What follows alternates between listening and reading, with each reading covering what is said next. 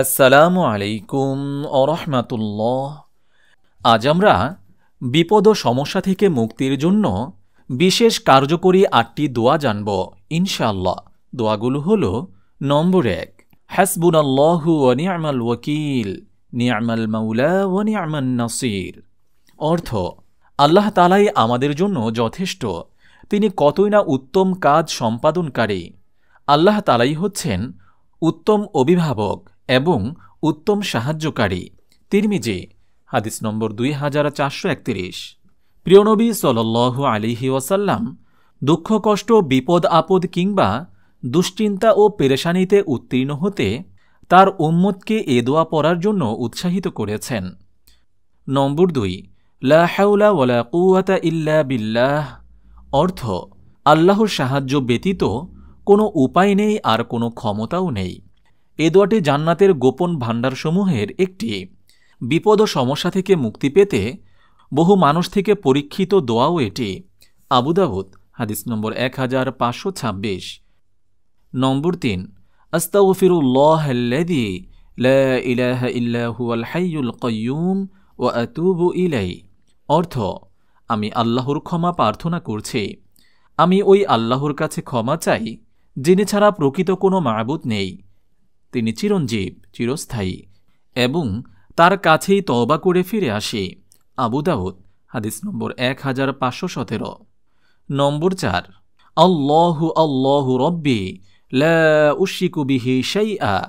অর্থ: হে আল্লাহ, আল্লাহ তুমি আমার প্রভু, আমি তোমার সঙ্গে কাউকে শরিক করি না।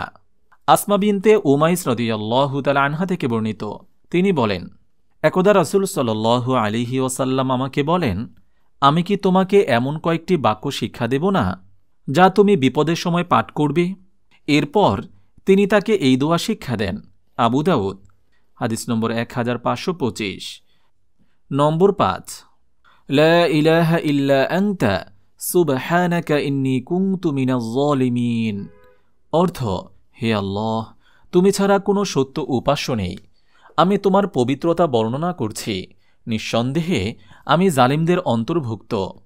নবী করিম সাল্লাল্লাহু আলাইহি ওয়াসাল্লাম ইরশাদ করেছেন, যে ব্যক্তি হযরত ইউনুস আলাইহিস সালামের ভাষায় দোয়া করবে, সে যে সমস্যায় থাকুক আল্লাহ তাআলা তার ডাকে সাড়া দিবেন। তিরমিজি, হাদিস নম্বর ৩৫০৫।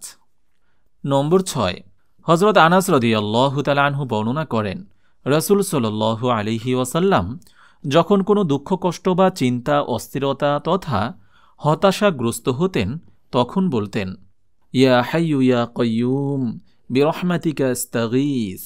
অর্থ: হে চিরঞ্জীব, হে চিরস্থায়ী, আপনার রহমতের মাধ্যমে আপনার নিকটে সাহায্য চাই। মিশকাত, হাদিস নম্বর ২৪৫৪। নম্বর ৭, আল্লাহুম্মা ইন্নী আউযু বিকা মিনাল হাম্মি ওয়াল হাযান ওয়া আউযু বিকা মিনাল আজজি ওয়াল কাসাল ওয়া আউযু বিকা মিনাল বুখলি ওয়াল জুবন ওয়া আউযু বিকা মিন দলা'id দাইনি ওয়া কহরির রিজাল।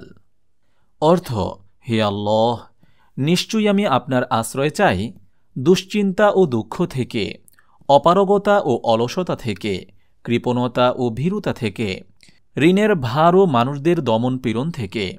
আবু উমামা রাদিয়াল্লাহু তাআলা আনহু বলেন, রাসূল সাল্লাল্লাহু আলাইহি ওয়াসাল্লামের পরামর্শে আমি সকাল সন্ধ্যায় এই দোয়াটি পড়লাম, ফলে মহান আল্লাহ তাআলা আমার দুশ্চিন্তা দূর করলেন এবং আমার ঋণ পরিশোধের ব্যবস্থাও করে দিলেন।